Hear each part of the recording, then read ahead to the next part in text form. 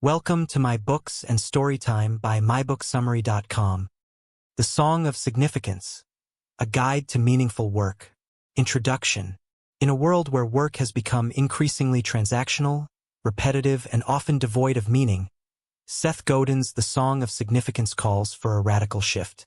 He challenges us to rethink the very nature of work, not as a means to an end but as an opportunity for significance. The book is a rallying cry for leaders, creators, and workers to build something that truly matters. Seth Godin, known for his thought-provoking books on marketing, leadership, and creativity, does not simply offer business strategies here.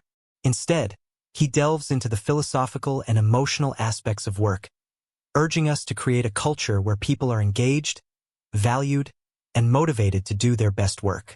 This summary will break down the core themes of the Song of Significance, explore its key lessons, and provide actionable insights on how we can apply its principles in our own work and leadership journeys. Chapter 1: The Crisis of Work. Godin begins by identifying a growing crisis in the modern workplace. Employees are disengaged, feeling like cogs in a machine rather than contributors to something meaningful. Many organizations prioritize efficiency and short-term profits over the well-being and growth of their people. The result? A lack of motivation, creativity, and true engagement. The industrial mindset, where people are seen as replaceable parts, dominates many workplaces. Employees are expected to follow rules, meet quotas, and avoid risks rather than think critically or contribute their unique talents. Godin argues that this is not just bad for individuals but also for businesses and society as a whole. His solution is to shift from a focus on control and compliance to one of significance and contribution. Chapter 2: The Song of Significance. What does it mean? The central metaphor of the book, The Song of Significance, represents work that has meaning, impact, and purpose. Godin draws parallels to a beehive, where each bee plays a vital role in a harmonious system. When bees are free to contribute and collaborate, the hive thrives. Similarly, when people are given autonomy, respect, and purpose, they produce extraordinary work. Significant work is not about following orders. It's about taking initiative, making a difference, and being part of something greater than oneself. Leaders must cultivate environments where people feel empowered to sing their own song of significance.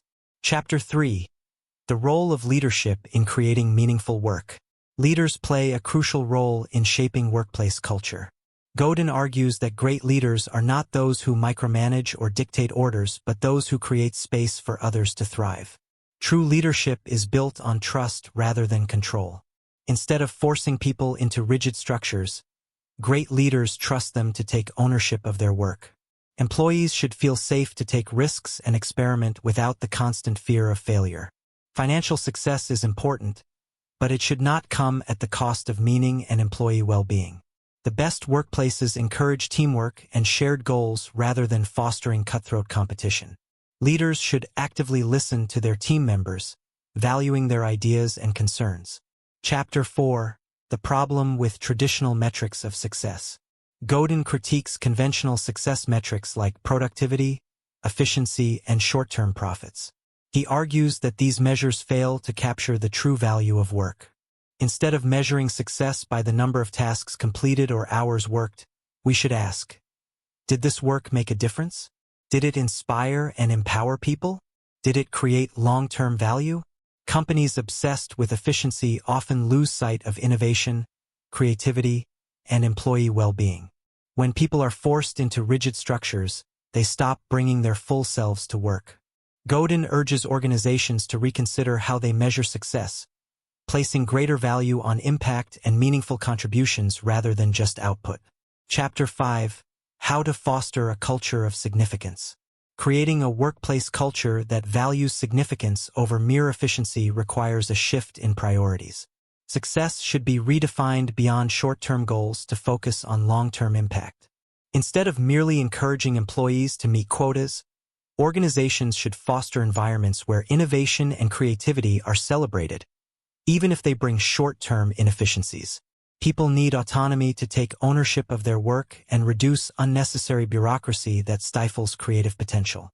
A strong sense of belonging is essential, ensuring that employees feel seen, heard, and appreciated.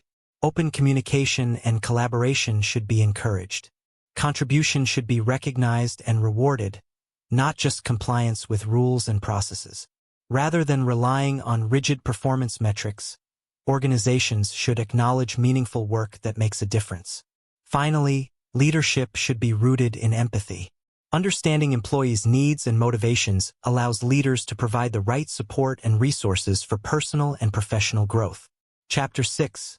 The Future of Work, Moving Towards Meaningful Contribution. As automation and AI continue to replace repetitive tasks, the future of work will be shaped by creativity, problem-solving, and emotional intelligence. Godin argues that now, more than ever, we need workplaces that prioritize human significance over robotic efficiency. Companies that embrace this shift will not only retain top talent but will also create innovations that truly matter. Employees who feel engaged and valued will bring their best selves to work, leading to better products, services, and cultures. Organizations must prepare for this transformation by fostering an environment where creativity and human connection thrive, ensuring that work remains meaningful in an increasingly automated world. Final thoughts. Why this book matters. The Song of Significance is not just a book about leadership or workplace culture, it's a call to action. It reminds us that work should not be a place of drudgery but of purpose and impact. Whether you're an employee, a manager, or a business owner, the lessons in this book encourage you to rethink the way you approach work. Godin's central message is simple yet profound. The best work comes from people who care. If we create environments where significance is prioritized, we will not only build better businesses, but also lead more fulfilling lives. Recommendations for further reading. If you found The Song of Significance insightful, here are some other books you might enjoy. Tribes by Seth Godin, a book about leadership and the power of community. Drive by Daniel Pink explores what truly motivates people beyond money. Start with Why by Simon Sinek examines how great leaders inspire action by focusing on purpose. Final note. Seth Godin's The Song of Significance is more than just a book. It's a movement. It challenges us to shift our mindsets and build a world where work is not just about surviving, but about thriving. Whether you're leading a team, starting a business, or just looking for more meaning in your career, the message is clear. Create work that matters. Stay tuned for more enlightening content. Head over to www.mybooksummary.com. Don't forget to subscribe and share the magic with friends. And let's grow together through the power of books and interesting stories.